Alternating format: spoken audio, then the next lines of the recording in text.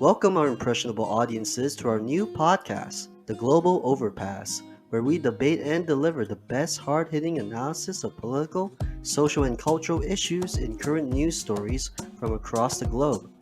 My name is Michael Poon, and here is my co host from Toronto, Canada, Andy St. John. Hello, in this first episode, we have tons to cover this week from the west to the east. A little intro, as this is our first episode of this podcast series. Let us introduce more about ourselves so that people listening at home know who we are. Sure thing. Again, my name is Michael Poon, and I'm from KL, the capital of Malaysia. I'm a journalism student from the University of Toronto. My minor is in political science, in comparative politics and international relations. What about you, Andy? Well, my name is Andy St. John, and I'm from Toronto, Canada. I also am a journalism student from the University of Toronto, Scarborough. My minor is also political science and film studies, and a really fun fact about myself is I have 2 cats and 2 dogs. Great. So, our podcast seeks to educate, debate, and analyze political, social, and cultural issues with the overall goal of allowing the public to understand a global perspective towards contributing to the discussion of global affairs. So, who better than us to be your guides, two poli-sci journal students obsessed with news to break down these subjects? So, to explain how our podcast works, we reviewed 3 news stories derived from news articles that have happened in the past week that is worth talking about more in detail. Then we discuss, analyze, and debate the news stories, and hope that we could educate or give a little more context to everyone who's listening on the issues that are focused from these news stories. Also, since this is our first episode, it'll just be the 2 of us, but sometimes we will have a guest on the show. So, let's get right into it. Let's start off with the first news story of the week. Well, not really the week, but it just happened recently. So, let's start off with our first segment, Australia and Facebook. Sure. Michael, why don't you give us a brief 2-sentence summary or a brief summary of what the issue is in Australia for those who may not know what it is? 2 sentence. I'll try my best. So, essentially, there is a new proposed law happening in Australia, and the law entails that Facebook, Google, and other big tech companies, they have to pay news outlets that are based in Australia. And the reactions of it have been a little crazy. So the latest one, and since we stated Facebook in this title of this segment, is essentially that Facebook has banned media outlets on Facebook to post any content related to the news to their users. And it's not been delightful, I would say, the reactions of it. What do you think about this, Andy? I'm fairly upset with Facebook. I think both sides have issues. Because it is a difficult thing. I understand news media around the world, but particularly in the English-speaking world. I mean, Australia has a very similar media ecosystem to that of Canada because we're both former British colonies and we both have that common ancestry.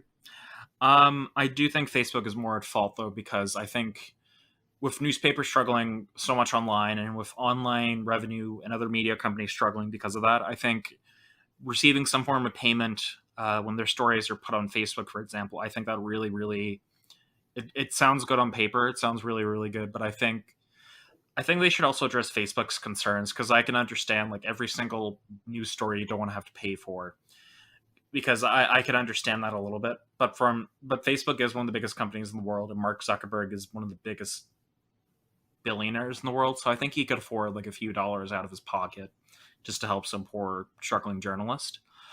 Um, Facebook's actions, especially like I found it quite immature on their part. I think they're kind of acting like big babies. It was like Australians woke up one morning and they could no longer find like access to news. I mean, they even went so far as to like block women shelters and like pages that help with COVID numbers. I was fairly unimpressed. Uh, yeah, I think there is the possibility of it happening in other countries. I think Canada would be more likely because again, there's the similarities between Canada and Australia, the same cultural background, and we do have some of the same laws. Just different views on a lot of things still. But yeah, I was not very impressed with Facebook. What about you, Michael? Well, to give more context, when you mentioned the women's shelter and the COVID, uh, part of your what you just said. So essentially, what Andy was trying to say was that Facebook accidentally banned uh, Facebook users like women's shelters or COVID related news that are not news media outlets. They're not media outlets. They are independent medias that are not related to the news, like they're their own organization, but they post news that they kind of research about themselves. Like they're not the mainstream media, so they're getting caught into the action as well. And to bring this up, so we're basing this information from the article that we're going to present right now. So the article about this news is we will see it is from the Global News. So the title of this article is called Facebook blocks users in Australia from sharing news. Could Canada be next? And you know what, based on what Andy said, it's definitely very interesting. Like, Facebook should pay, right? News shouldn't be free. Yeah, I mean, looking at the article now, it's saying, well, Google, a unit of Alphabet Inc., announced agreements to pay publishers in Australia. Facebook announced that it was blocking users in Australia from viewing or spreading news on its platform. I mean, this also is kind of a violation of freedom of speech at the most fundamental level. Not to get all Alex Jones on you or anything, but yeah, The thing is, in this modern world, everyone's saying that, well, any person who's working in the news industry, they're struggling to get paid, right? Because now news is so accessible, especially on Facebook and Google and so many other like online platforms that aren't like taken over. Well, not taken over, well, aren't supervised or aren't news corporations. Like if you go on Facebook, you will immediately be able to access a news article from any particular user. And I will say they kind of get away with it because, you don't have to pay for it unless yeah. you unless you're led to like a New York Times article or at that case if you Well, they have have a paywalls for that, profile. so they sort of resolve their own issues. You only get a limited amount of free articles a month, right? So I mean, I think I'm paying $1 a week now to access the New York Times, which is a little annoying, but I'm like, it's the New York Times, so it's probably worth it in the end. Well, uh, that's true because it's like a prestigious news company. And also, I've seen recently about this issue. So, uh, do you know Kevin Chan? No, I do not. Well, he's basically in charge of I would say, the public policy of Facebook in Canada. So he's the head of public. I might get it wrong, but I think it's head of public policy of Facebook in Canada. And I've seen a recent video from journalists from the Globe and Mail. They're trying to get a reaction from him when he was entering, well, when he was on the escalator, and basically they're trying to get some quotes from him about something like would Canada be next? Because I because based on this article that we just presented, it did say like could Canada be next? And I would say one of the people in government, his name is, I want to get this right. Do you happen to know his name, Andy? I cannot remember it off the top of my head. Let me pull up the news article on my phone. The one thing I wanted to ask you is when it comes to Malaysia and, and spreading news on social media, um, how wide is freedom of speech in Malaysia? Like, how healthy is that, right? And how much is it protected? Because I understand Malaysia in the past has had some issues related to, like Indonesia, Malaysia, they've had some issues related to censorship and stuff. So, Well, it's exactly like you said. So right now in Malaysia, censorship is still enforced in some ways. Not as severe as China. So no. that's evident, right? China Like, has the there's Great more freedom of Firewall. information. Yeah. Like, comparing Exactly. it to Singapore, Singapore, from what I understand, is they allow a lot of freedom of speech on the internet. Like it's more or less unrestricted there, but in the public sphere, it's a little more restricted. Even though they are considered a democracy in practice, they're like a one party state, more or less, just dominated by this one party.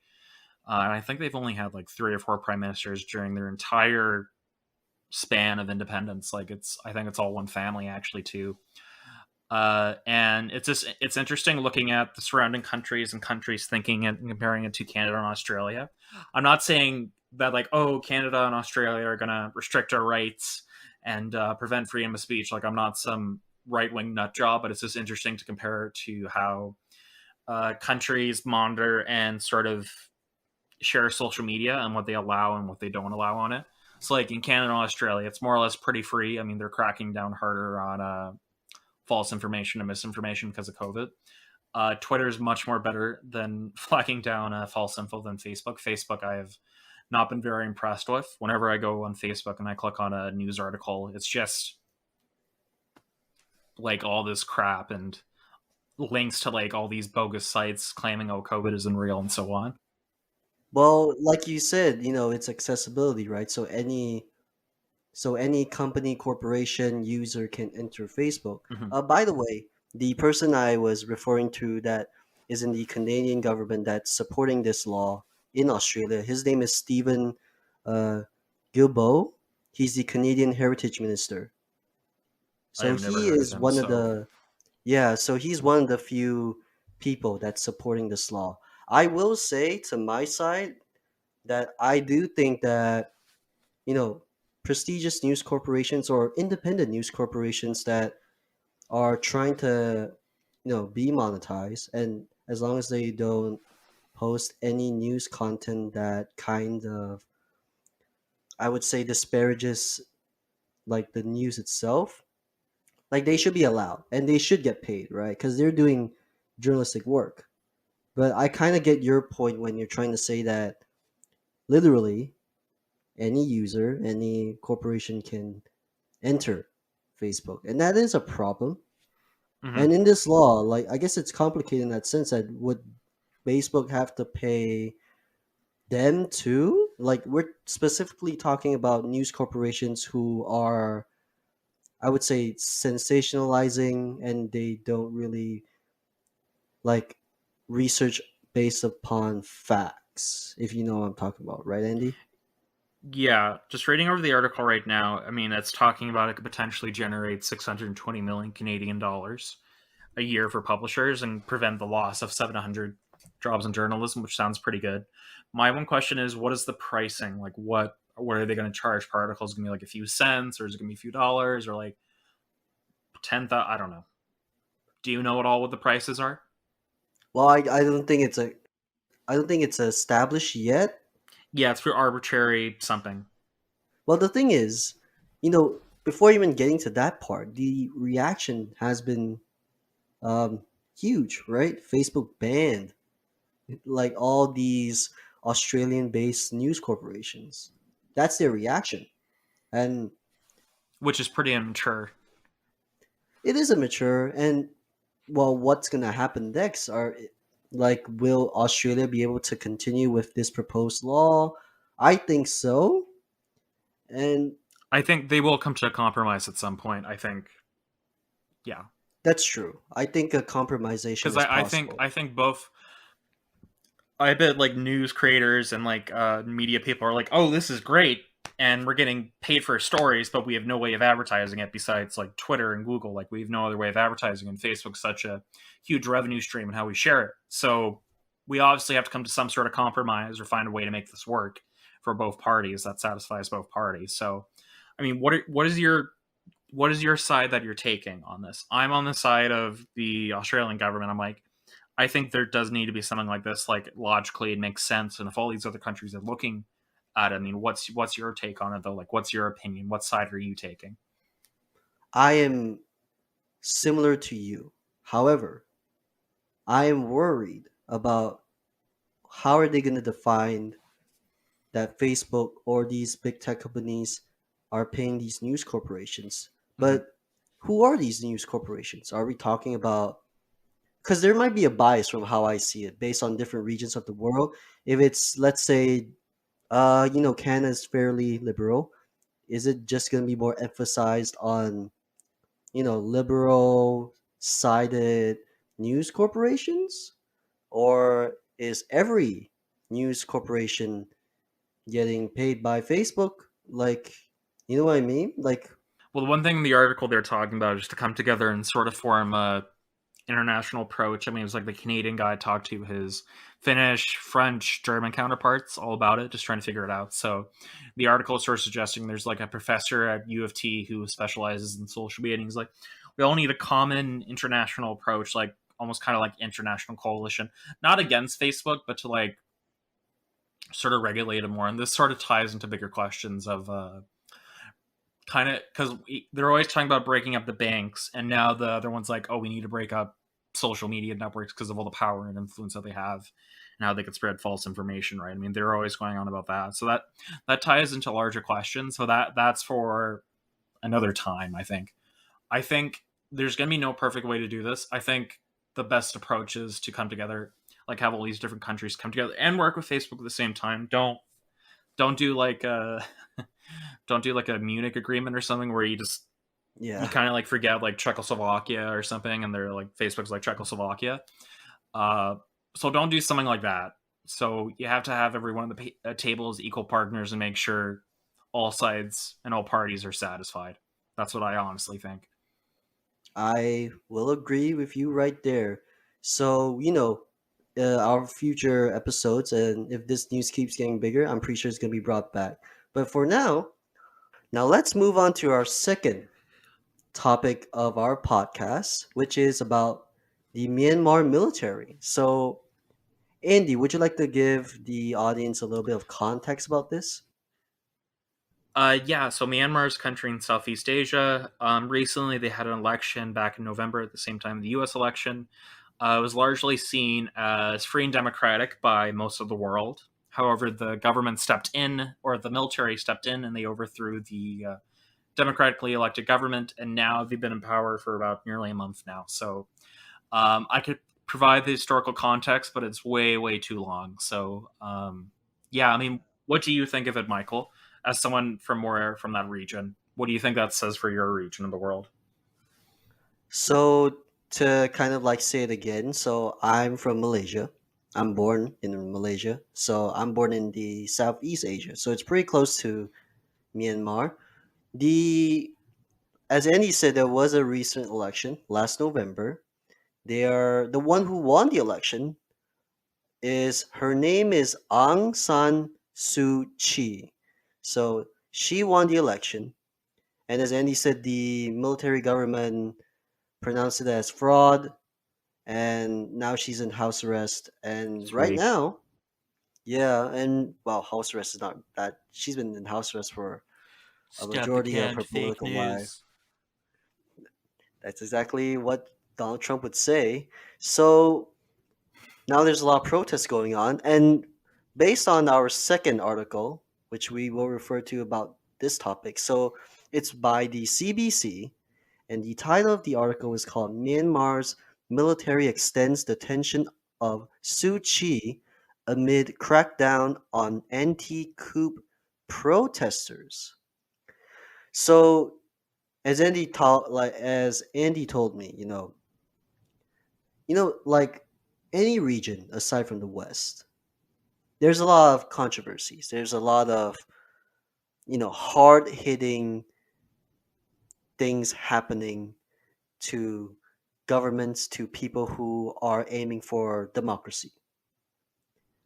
And Well, the one thing I'll say about my thoughts on Myanmar is, if you know anything about Malaysia, no, Myanmar or Burma, as it Myanmar. otherwise is known as, is Myanmar has had one of the longest civil wars in the world for like over 70 years, and you have all these ethnic groups that don't belong together that are together.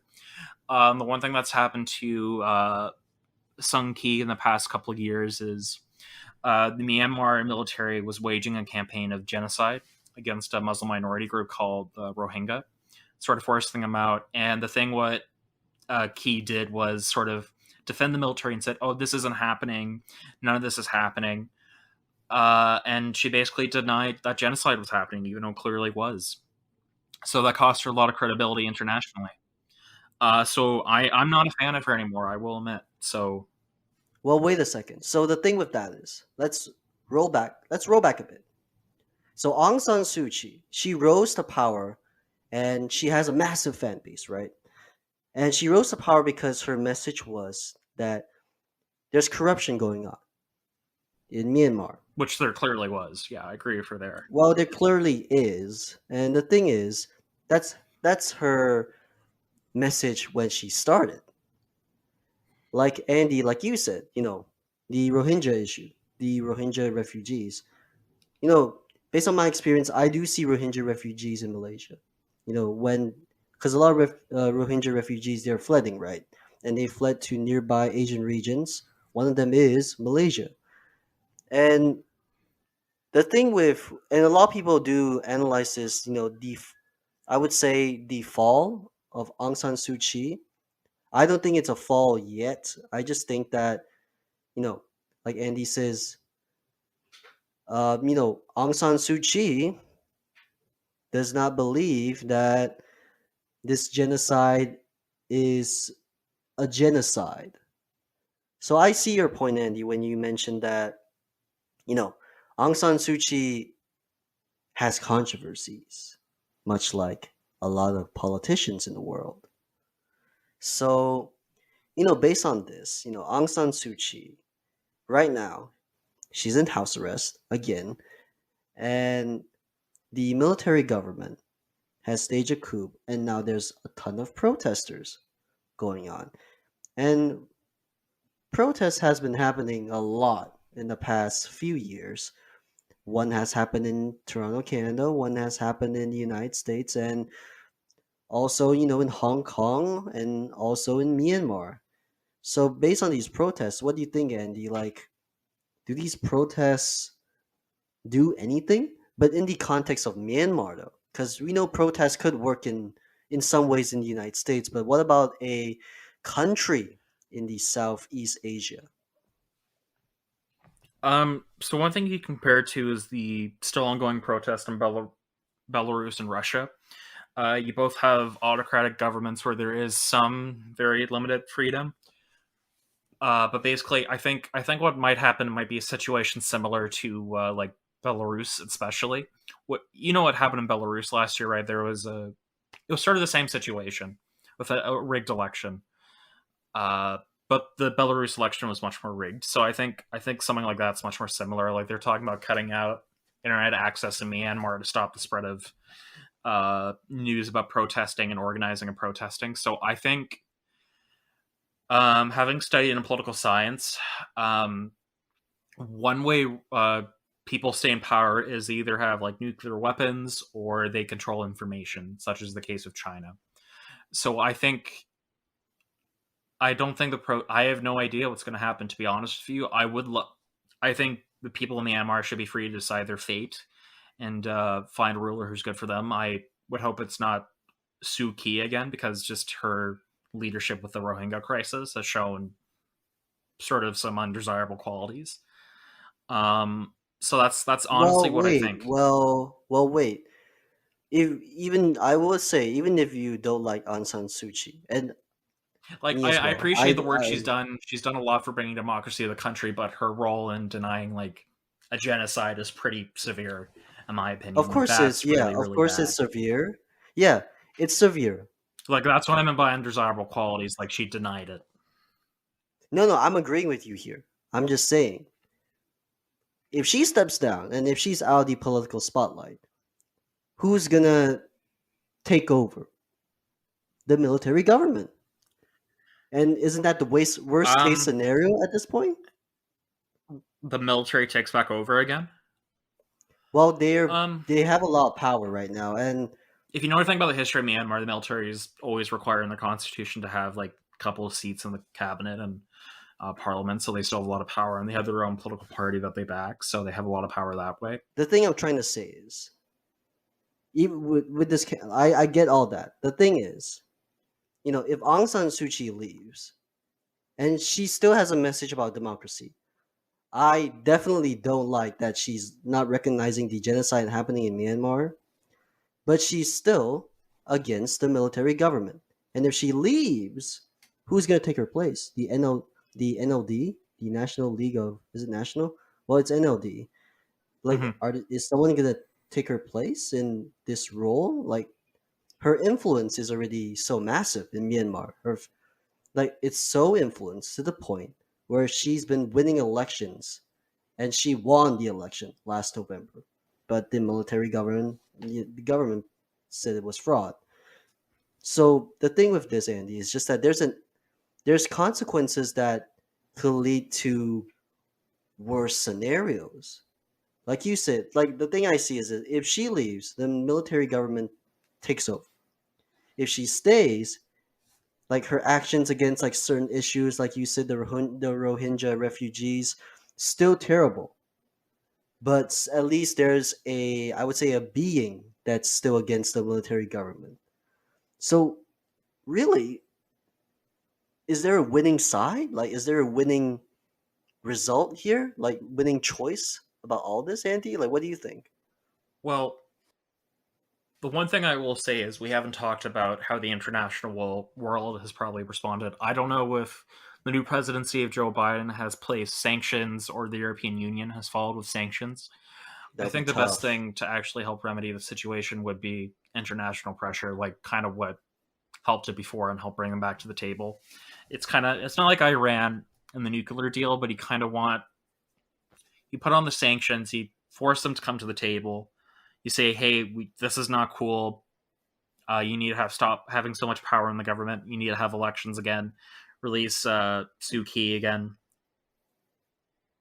So I think the best thing to do internally in Myanmar, I have no idea because the country is so messed up internally with all the different ethnic groups, and that's just you have like Christians and Buddhists and Muslims there. Like it's such a mess, and many other people. Like there's even a group of people called Karens or something. Apparently, like that's an actual thing. Yeah. Um, but international pressure probably would be the best way to resolve this, in my opinion. I like when you mentioned like these multiple ethnicities. The thing with like the context of Canada, Canada's very like they accept all these ethnicities. It's just that in the context of Myanmar, the nationalism is just so strong. So it's very hard for all these ethnicities to I would say conjoin together. Get along. Well, you also have to look at historical context. So Myanmar had a fairly violent independence, and they again one of the world's longest running civil wars. So you look at Canada. Canada was founded as a pretty peaceful nation. We solve our own issues. We've had violence, but not to the extent of like America or Myanmar or something. We didn't have civil wars. I mean, the worst is he had a bunch of drunken British guys try and overthrow the government. But that was it, though. That was the worst. And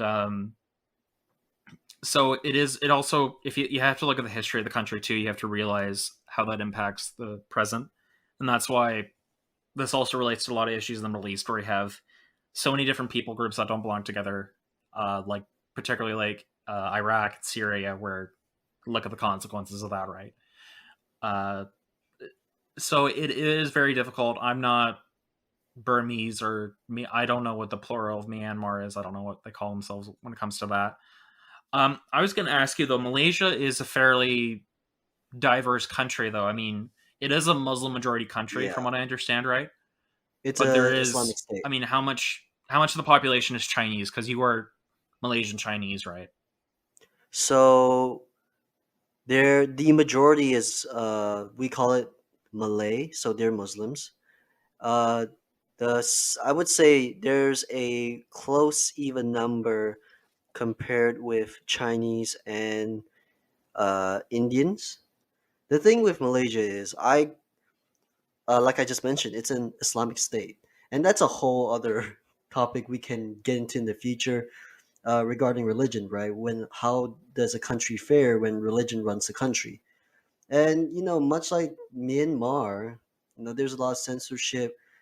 Malaysia had its own history of you know of how the past government, so not the current government, Mhm. was But did having they have protests. like a civil war, or like levels of violence, like how severe? Like I know there's obviously probably ethnic strife because I know all the stuff with Singapore. I know all that, but Yeah. Was there like lots of ethnic strife or civil wars in the country, or Civil War, I from what I'm remembering, I don't think so.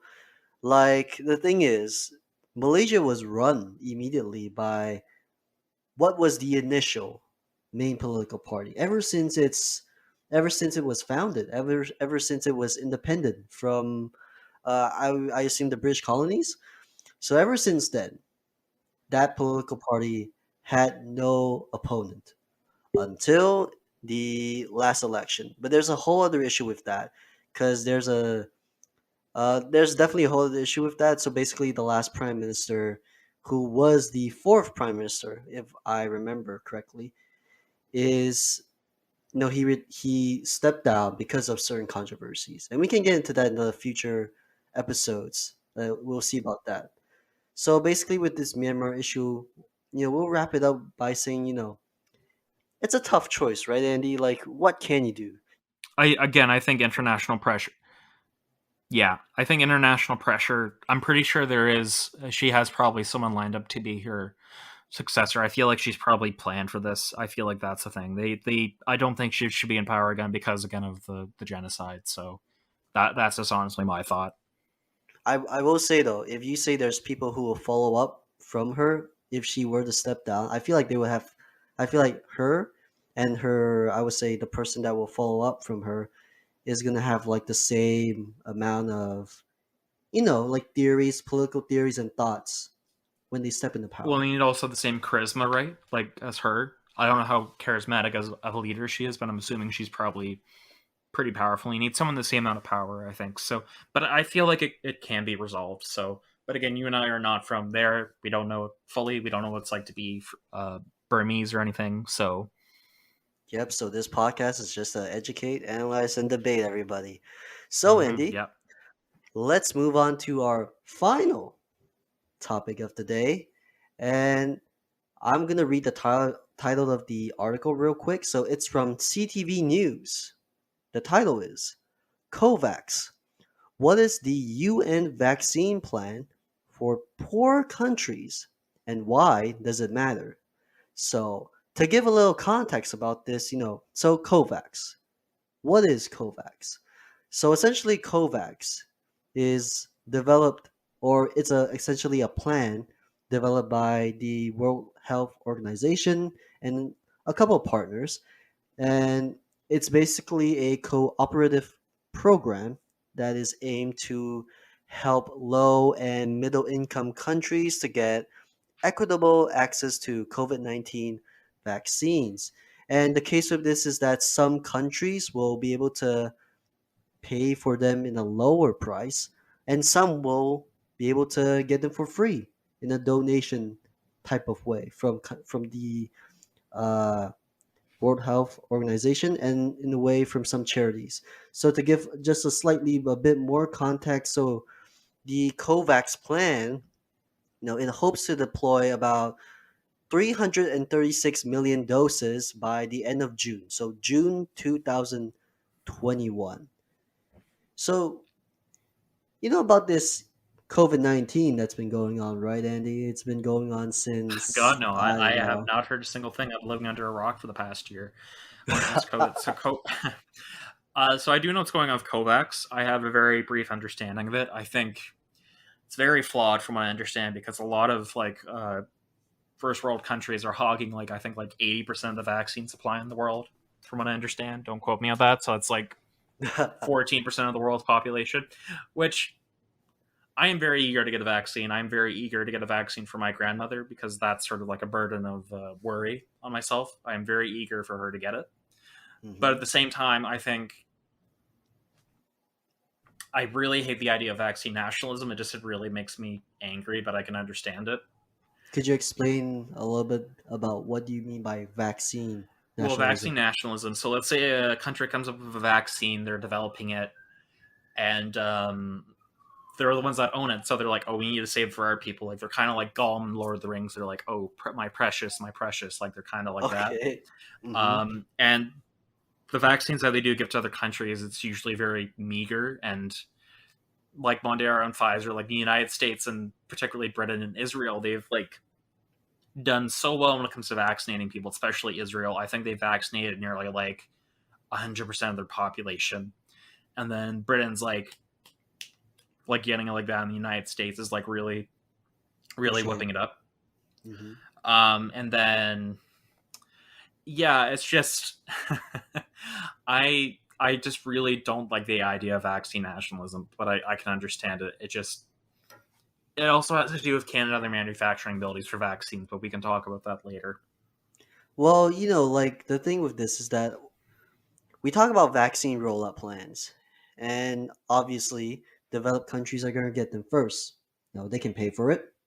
The logistics make sense, and a lot of these corporations that develop these vaccines. I think the first one was Pfizer, right, based in the U.S.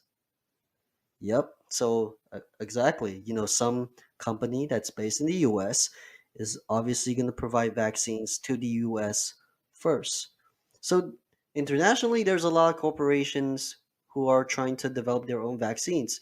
Recently, I've heard that Oxford University has already developed a vaccine. The AstraZeneca one, Or yep, yep, yes, yes, they have, and I think Canada's on the verge of approving it.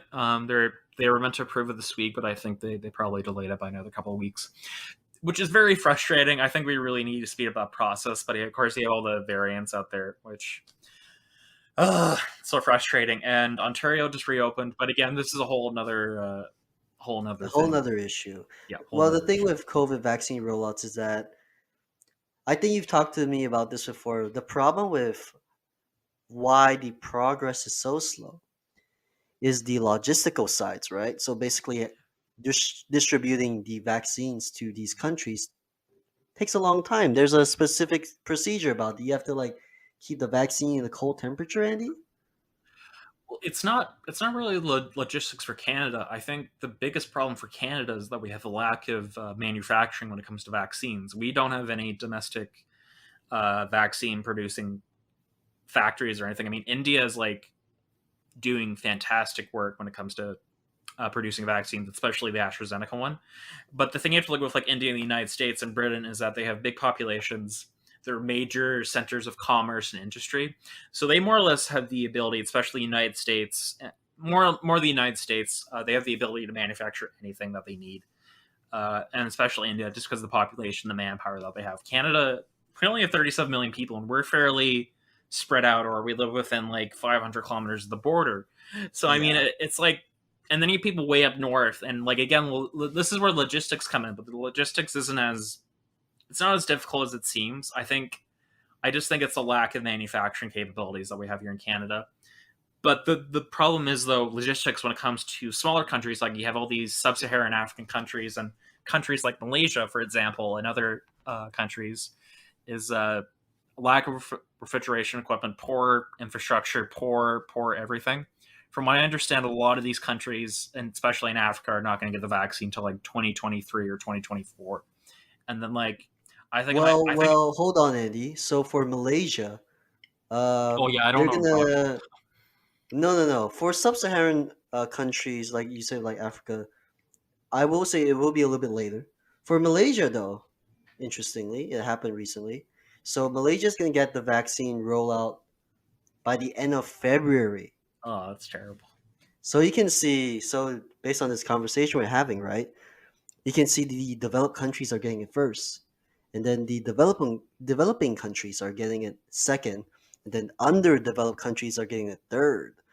So I think that's exactly what this COVAX plan is for. Then, like, I would say I kind of support this, though, Andy. Like, I don't know, like the thing is with Well, again, underdeveloping this is the problem countries. with vaccine nationalism, though. I think it's a very flawed initiative. I think it really needs improvement. Because he just so frustrating. Yeah, I don't know. I think I'm so tired of being locked down. Ontario just came out of its second lockdown, and I pray to God it does not go into a third lockdown. Well, we These are in variants lockdown do right not now. help. And seeing headlines saying like, "Oh, this vaccine isn't as effective against the variant," it's kind of like it's just so frustrating. Like it's so frustrating, and for me, it's very personal because I have my grandmother who's 88 and she's very, very vulnerable. She's living by herself. She's very lucky to still be living by herself, but I think it's just honestly me being really worried about my grandmother and people around me. Just Well, Andy, Andy, so look, everyone's feeling the same thing, oh yeah, there's yeah. exactly. But the thing is, I feel like it's certainly going to be way worse for underdeveloping countries like that. So Oh, it's gonna be people horrible. Yeah, I'm thinking like more about myself here. It's a little selfish on my part, I will admit. So so it's tougher for them.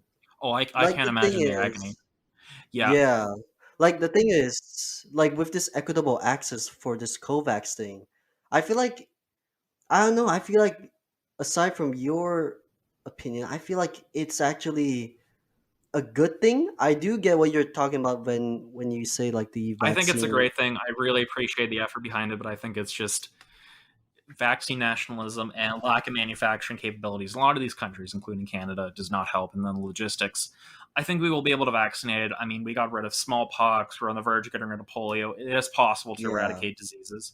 I think the thing with COVID, it will become endemic, which sort of means it comes like the flu or something. But I think what they're saying is we'll have treatments by the end of the year where we can just kind of treat it like the regular flu.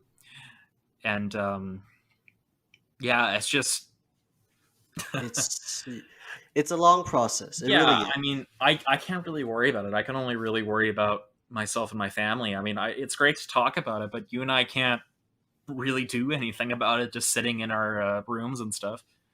Like That's what this podcast is for. I know that's the thing. We can't do anything besides talk about it. So yeah, Well, essentially, so what? Let's like kind of have this discussion lead to the point. Like, do you think this COVAX plan will work though? I know you talk about vaccine nationalism, but what it is like will the work. percentage?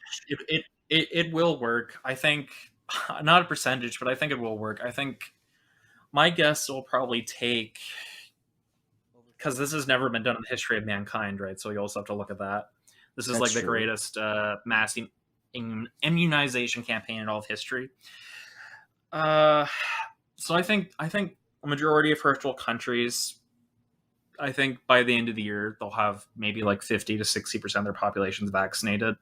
I think in Canada they said they'll have like 14 million people be able to get vaccinated by like April, May, which is like fantastic. Like May, June, which is like That's absolutely pretty fantastic. That fast. made me so happy to see that, which is really, really good. That's nearly half the population. So that's like fantastic. I predict like within 10 years, I think we'll be able to vaccinate the majority of the world population. I think, 10 years? yeah. Or we'll have to learn how to live with this. I think that's the unfortunate thing. Because if there is a third lockdown in Ontario, people are not gonna people are just not gonna follow it. I mean, how many lockdowns has Malaysia had? Ooh. I think similar, around 2 to 3. Yeah, and in Europe, they've had like I think the UK is they just had their third lockdown, and like I think some countries they've talking about fourth lockdown. So it's just kind of like I support the public health guidelines, but at the same time, it's like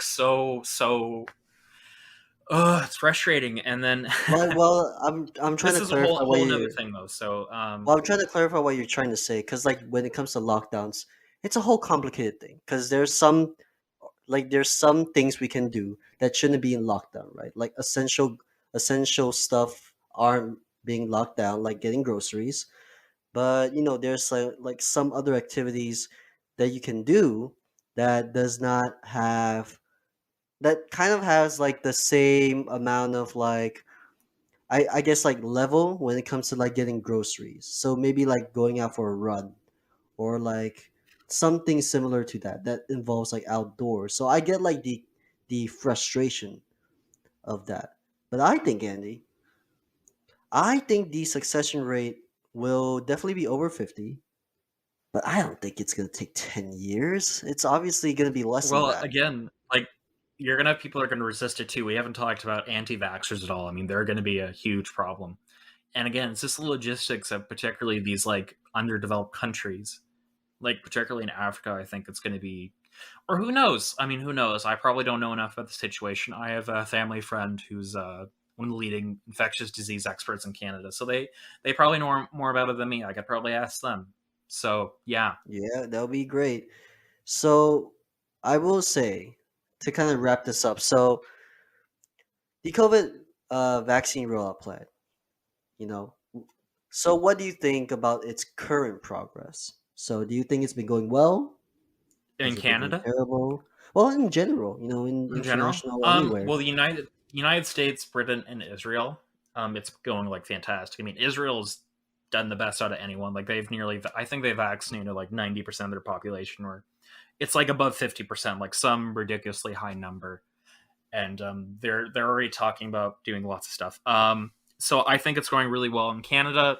We're kind of the mercy of other countries because again, we don't have the Yeah, manufacturing capabilities, right? So yeah. um, yeah, Mhm. I think everyone's doing the best they can. I mean, we've never dealt with anything like this. We just kind of have to deal with it as it comes, and we start to find out the best situation. Because again, we've never dealt with anything like this before. Like, Just have to persevere. yeah, it's not like the Spanish flu where it went away. We're actually trying to vaccinate everyone against it. So yeah, it's just That's yeah, yeah, a it's long time ago. Spanish flu. well, yeah, it's just we kind of have to just deal with it as we go. I honestly kind of think that's the best. I think everyone's trying the best they can. I think, and I can understand everyone, but yeah, we just have to do the best we can. What about you, Michael? What do you think of how it's going? Just to end this off. I'm just gonna say it with one word, and you can like imitate me on this, like whether it's positive or negative. I'm gonna say positive. What about you, Andy? Positive or negative? Uh, I'm leaning a little more towards the negative of this. I think it's just my overall feelings about being tired and being in lockdown. Well, Um, you and me both. Really, you yeah, and I me think both. I'm more mixed, a little more towards the negative. I'm very frustrated, to be honest with you. Very Yeah, it's frustrated how things are going. understandable. Yeah, It's understandable. yeah. So, thank you everyone for listening to our first ever episode. I hope you liked it. If you have any feedback, let us know on our Twitter, which is at the Global Over. And don't forget our name of our podcast is called the Global Overpass. And just to give a little bit of context, why we named our podcast the Global Overpass is essentially we're trying to bridge between the I would say global states, global countries, and that overpass is kind of like that way to do it, like bridging between the east and the west. And Andy's from the west, I'm from the east. So thank you for listening to our first ever episode. Is there anything you want to say, Andy, just to end this thing? Thanks, guys, for listening, and thank you for listening to my ranting. And I hope you guys have a fantastic day. I really look forward to hearing you guys next time. So, All right, thank you, and make sure to tune in next time. Thank you. Goodbye. sayonara. Haha.